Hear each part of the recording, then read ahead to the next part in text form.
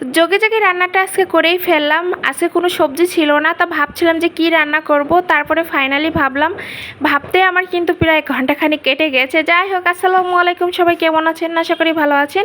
যে যেখান থেকে আমার ভিডিওটা দেখছেন সবাইকে অসংখ্য ধন্যবাদ।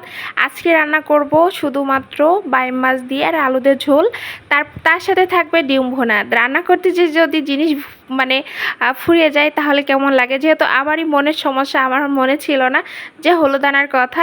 তো যাই হোক, হলুদটা ফুরিয়ে গেছে। শাইলের বাবাকে বললাম যে হলুদ নাই, তো মাছটা কিন্তু হলুদ দিয়ে ভাজতে পারিনি, হালকা একটু কোটো ঝেড়ে দিয়েছিলাম। তো ওইটাই কি আর হয়। যাই হোক, হলুদ ছাড়াই মনে করেন যে ভাজিছি।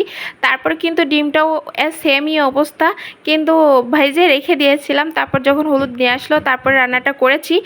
তো যাই হোক, এখানে কিন্তু আমি মাছটা ভাজি করে নিয়েছি, মাছটা ভাজি করে উঠিয়ে নিয়েছি। তারপরে হচ্ছে যে এই যে আলুটা একটু কষিয়ে নিয়েছি।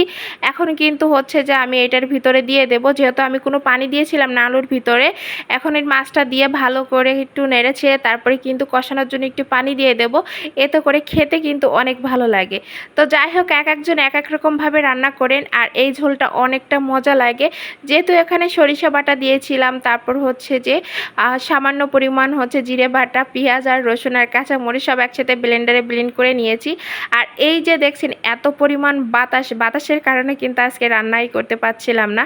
যাই হোক, সামনে পরে কিন্তু যে বাতাস এত পরিমাণ হচ্ছে, সামনে আমি একটা কার্টুন দিয়ে রাখছি যাতে বাতাসটা না আসতে পারে। তো কিন্তু তারপরেও হালকা একটু জানালা খুলে রাখলে তো বাতাস তো আসবেই। তো যাই হোক, এইভাবে কিন্তু হচ্ছে যে মনে করেন যে আগুনটা ধরে। তো সবাই সাবধানে রান্নাবান্না করবেন। তো যাই হোক, আজকে ভিডিওটা এই জায়গা থেকে স্কিপ করতে পারিনি। তো যাই হোক, এই যে আমার ডিমটা কিন্তু ভাজিটা হয়ে গেছে। এখন কিন্তু হচ্ছে যে আমি এই যে তরকারিটাও আমার কিন্তু রান্নাটা হয়ে গেছে। এখন কিন্তু হচ্ছে যে আমি যে ডিমটা ভুনা করে নেব। ভুনা করে নিলে কিন্তু আমার রান্নাবান্নাটা প্রায় কমপ্লিট হয়ে যায়। আর ডিম ভুনা খেতে কিন্তু সবারই ভালো লাগে। অনেক সময় মনে করেন যে বাসায় সবজি না থাকলেও অনেক ভালো মন্দ রান্না হয়ে যায়। যেমন ধরেন মাছ ঝোল হয়ে যায়, মাছ ভুনা হয়ে যায়, নাহলে ডিম থাকলে ডিম ভুনা হয়ে যায়। যাই হোক, আমাদের কিন্তু সবজি খেতে অনেক ভালো লাগে, বিশেষ করে আমার। তো যাই হোক, শাইলের বাবারও কিন্তু অনেক পছন্দ সবজি। তো এখানে একটু পরিমাণ একটু লবণ কম পড়েছিল, তারপরে দিয়ে দিয়েছি, দিয়ে তারপর ভালো করে কষিয়ে নিয়েছি।